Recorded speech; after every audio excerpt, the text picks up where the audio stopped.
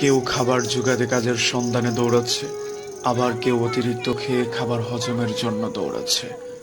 গভীর রাতে কারো বিলাসবহুল গাড়ি থামছে নিষিদ্ধ পল্লীতে, ঘরে অপেক্ষারত স্ত্রী দীর্ঘ শ্বাস ফেলছে। কেউ ভাঙা গড়ে থেকে ওই স্ত্রীকে নিয়ে অবিরত সুখের স্বপ্ন বুনছে।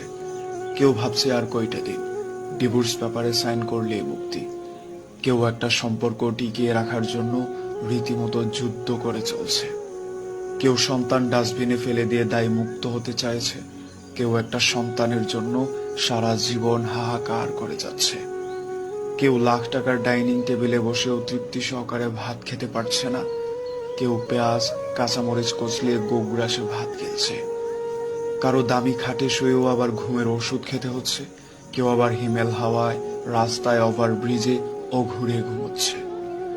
কারো পড়ার টেবিলে নতুন বইয়ের সমারোহ, কিন্তু পড়তে ইচ্ছে করছে না। কেউ পুরাতন বইয়ের দোকান চষে বেড়াচ্ছে, পকেট খালি বলে। কেউ দামি গাড়িতে বসে চিন্তা করে সন্তানগুলো মানুষ